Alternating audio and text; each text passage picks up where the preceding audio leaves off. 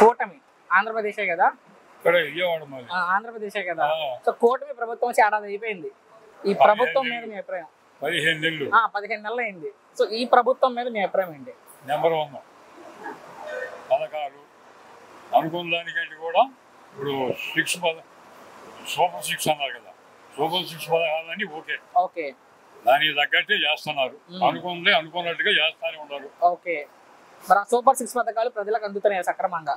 సక్రమంగా అందుతుంటే ఈ అధికారులు ఉన్నారు కొంతమంది సచివాలయాలలో, కొంతమంది వాళ్ళ వల్ల సమస్యగా ఏర్పడుతుంది. తప్పితే ప్రభుత్వ పరంగా ఓకే. ఇక్కడ అధికారులు కొంతమంది అలసత్వంతో ఇదిగో అని అదిగో అని ఈ కొంతమందికి అందనీయకుండా ఒకసారి 4 సార్లు కార్యాలయాలు చుట్టుకోవడం కొంచెం ఇదే ఇబ్బందిగా. దానివల్ల ప్రభుత్వానికి నష్టం మరి. సో ప్రభుత్వం ఇస్తున్నా కానీ వీళ్ళు చేసే పనుల వల్ల కొంచెం చెడ్డ పేరు రావడానికి కూడా ఆస్కారం. సో ఇవి కూడా మార్చుకోవాలి కింద లెవెల్లో. మరేంటి ఈరోజు సూపర్ 6 సూపర్ హిట్ అనే కార్యక్రమం పెడుతుంది ఏపీ ప్రభుత్వం అనంతపురంలో. నిజంగానే సూపర్ హిట్ అయింది ఆ సూపర్ 6 అంటే?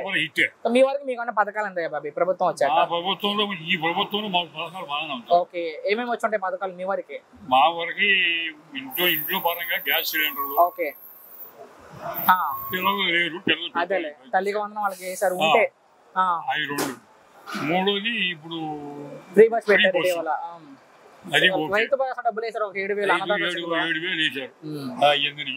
పెన్షన్ పెంచామని చెప్తున్నారు వీళ్ళు వచ్చాక. 4,000 అయ్యింది. మరి ఈ ప్రభుత్వం అసలు ఏమీ చేయట్లేదు అని చెప్పి వైసీపీ వాళ్ళు చెప్తున్నారు. అదే పని కాబట్టి పని ఉంటూ ఏమి లేదు. అయిపోయింది ప్రభుత్వం.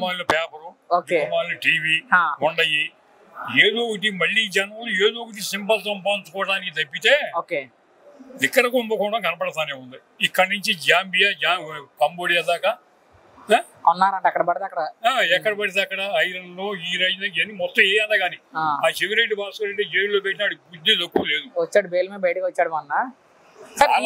వచ్చారు బెయిల్ మీద బయటకు వచ్చారు. 12 తారీఖండి మళ్ళీ బెయిల్ వస్తుంది. ఆ బెయిల్ మీద వచ్చి మళ్ళీ వెళ్ళాడు. ఇది చేసే ఆకలి తప్పితే ఇదివరకల్లా మీరు ఏమి చేయకపోగా ఇవ్వలేదు, యూరియా రాలేదా రోడ్లెక్కి సందనాలు ఆడుతున్నారు. ఓకే, అవును, యూరియా గురించి ఇప్పుడు ప్రస్తుతం దాని మీద నడుస్తుంది. ఇప్పుడున్న పరిస్థితి ఆల్రెడీ ఒక మెట్రిక్ టన్ కేంద్రం నుంచి వచ్చింది. వైద్య కళాశాలలు 12-17 అన్నాడు, అవి పునాదులు దాఖలా. నీ ఊళ్ళో పుల్లెందులోనే కట్టుకోవాలండి సరిగా. అవును, అది పీపీపీకి ఇచ్చారు ఆల్రెడీ. ఈ రోజు నువ్వు ఏం చేసావని ఇవాళ ఈ ప్రభుత్వం మీద దిక్కుమాలి టీవీ దిక్కుమాలి పేపర్ నీ అర్థమైన రాస్తున్నావు.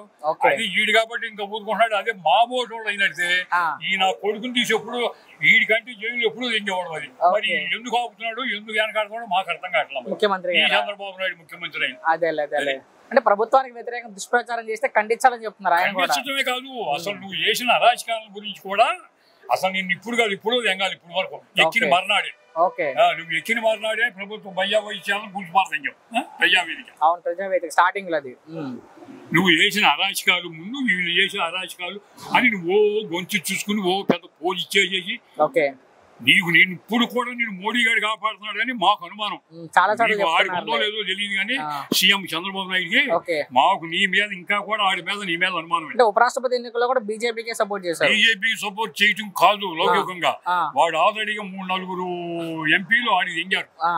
నిన్నగాక పేరు మీద వచ్చి మిథున్ రెడ్డి గారు ఆడు కొంచెం నా కొడుకు కుమ్మయ్య ఉంటాడు, కొంచెం ఆడు ఒక వాడు కాకుండా ఇంకా 4-5 ఎన్డీఏకి దానికి ఇండియా కూటమి గెలిచారు. ఓకే, అంటే వీళ్ళు పార్టీ తరపున అయితే బీజేపీకి సపోర్ట్ చేస్తాం జగన్మోహన్ రెడ్డి చెప్పారు.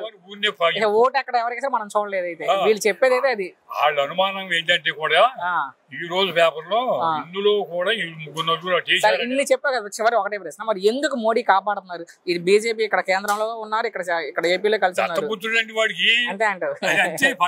అంటే వీళ్ళతో కలిసి ఉండి కూడా డబుల్ ఇంజిన్ సర్కార్ నడిపిస్తున్నారు కూడా. అయ్యో కొడుకు ఏదైనా నాటకం ఇప్పుడు వాడు చేసింది కూడా చాలా చాలా అకృతమైన పనులు. ఓకే, ఫైనల్ గా ఒక్క మాటలో కూటమి ప్రభుత్వం మీద మీ అభిప్రాయం ఏంటి బాబు చివరిగా? కూటమి ప్రభుత్వం పరంగా నెంబర్ 1